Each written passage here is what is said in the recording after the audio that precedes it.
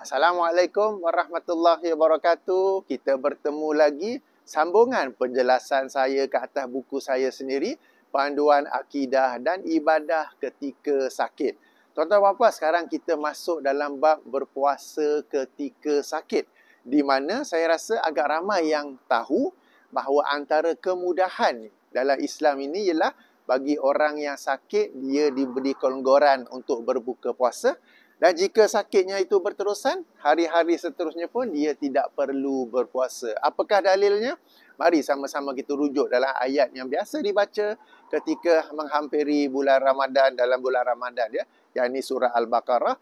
Kita mulakan daripada ayat 183 di mana Allah Subhanahu Wa Taala berfirman, Ya ayyuhallazina amanu kutiba alaikumusyiyamu kama kutiba alal ladzina min qablikum la'allakum tattaqun. Ayyaman ma'dudat. Yang ini pada hari-hari yang telah ditentukan bila? Pada bulan Ramadan. Faman kana minkum maridan. Maka jika sesiapa daripada kalangan kalian yang sakit, au ala safarin, atau musafir, fa'iddatun min ayyamin ukhra. Maka hendaklah dia hitung hari-hari yang dia tidak berpuasa itu untuk dia ganti pada hari yang kemudian. Wa 'alal ladzina yutiqunahu, dan ke atas orang-orang yang tidak mampu untuk mengganti apa yang ada pilihan bagi dia, fidyatun ta'amu miskin, hendaklah dikenakan denda, yakni fidyah kepada orang-orang miskin. Yang ini dia memberi makan kepada orang-orang miskin. Faman tatawwa'a khairan fahuwa khairul lahu, dan jika dia memberi tambahan, bagi ekstra sedikit, maka itu adalah baik baginya. Wa antasumu khairul lakum. Akan tapi jika dia tetap juga hendak berusaha qada puasa tu, itu baik baginya. In kuntum ta'lamun. Jikalau sahaja kalian mengetahui tentangnya. Jadi tuan-tuan dan puan-puan, berdasarkan ayat ini diberi kelonggaran kepada kita untuk berbuka puasa, tidak berpuasa apabila sakit. Cuma kadang-kadang di kalangan sebahagian ataupun segelintir umat Islam, bila dah sakit pun tak nak buka puasa, masih juga nak berpuasa. Sebab apa? Secara teori tahu, secara praktikal kenapa? Nanti apa? Orang kata aku ni tak puasa. Kalau anda tetap berpuasa, berarti anda berpuasa bukan kerana Allah, tapi apa? Orang kata aku tak puasa sebab sakit macam ni. Ataupun tetap nak puasa, kenapa? Aku malas nak qada. Jadi anda berpuasa bukan kerana Allah, tetapi malas nak qada. Tuan-tuan dan puan-puan, kita berpuasa kerana Allah dan kita tidak berpuasa juga kerana Allah. Macam mana tak berpuasa kerana Allah? Sebab Allah yang telah memberi kita kelonggaran, kemudahan, rukhsah untuk tidak berpuasa apabila sakit. Dan sakit ini pula adalah dikatakan apa? Subjektif. Lain orang lain. Sebahagian penyakit, sebahagian orang dia relax saja, jadi dia boleh terus berpuasa. Sebahagian orang penyakit tu dia rasa berat, dia rasa ni sebab mungkin bagi dirinya sendiri pun ada tambahan penyakit lain ke apa ke, maka bagi dia sukar untuk berpuasa, maka dia boleh berbuka. Bila sudah berbuka, dia ada dua pilihan selepas itu, ya. Sama ada dia qada selepas Ramadan apabila telah sembuh, atau apabila dia tak mampu nak qada, dia bayar fidyah. Bukan qada dan fidyah. Di Malaysia ni khasnya kepada ibu-ibu yang mengandung, ibu-ibu yang menyusu, mereka ni dibebankan dengan hukum qada dan juga fidyah. Ini lelaki yang bagi fatwa ni. Okey? Jadi tuan-tuan dan puan-puan, apabila kita tidak berpuasa, kemudian kita selepas bulan Ramadan, kita terbahagi kepada tiga suasana, ya. Saya bagi contohlah, katakanlah saya tak berpuasa kerana gastrik. Okey, kerana gastrik, dan saya tak berpuasa selama 10 hari. Dah habis Ramadan, lepas itu sudah sembuh, maka pilihan bagi saya ialah qada balik 10 hari tersebut. Ini pilihan ataupun situasi pertama. Situasi kedua ialah penyakit itu berterusan. Daripada Ramadan ini sehingga Ramadan akan datang, sampai-sampai tak boleh nak qada.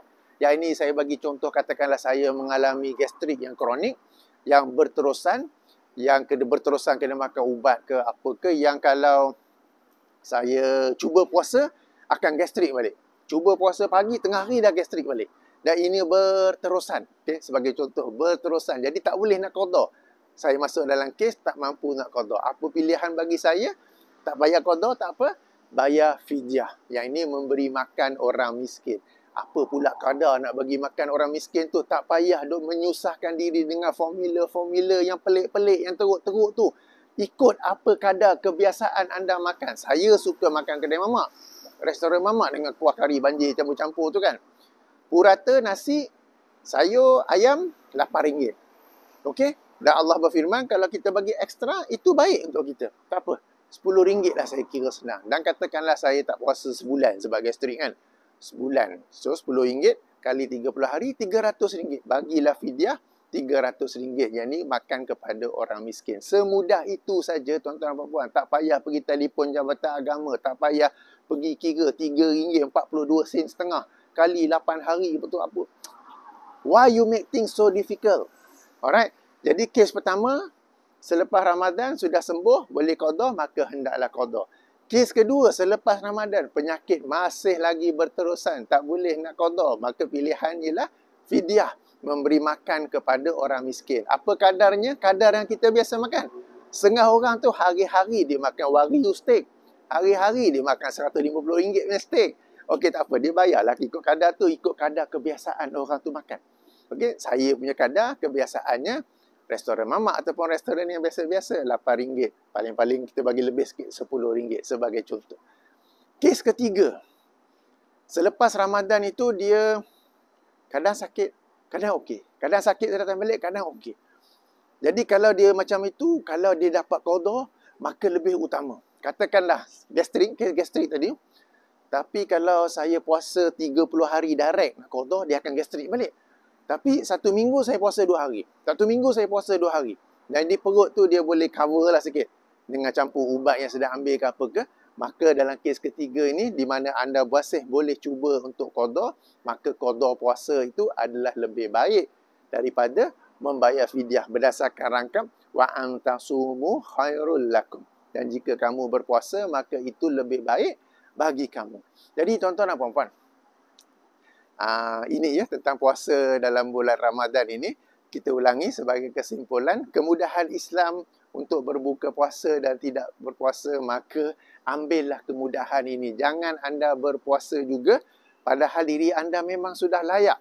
Bahkan kadang-kadang ada penyakit kronik yang memang sudah wajib untuk tidak berpuasa, tetapi nak juga puasa. Kenapa?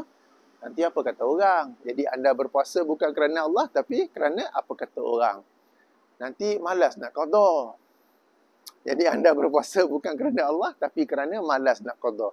Tuan-tuan, kita puasa atau tak puasa kerana Allah. Kita puasa kerana Allah, kita tak puasa pun kerana Allah. Macam mana kerana Allah? Sebab Allah yang telah menerangkan dalam ayat yang baru baca tadi ya.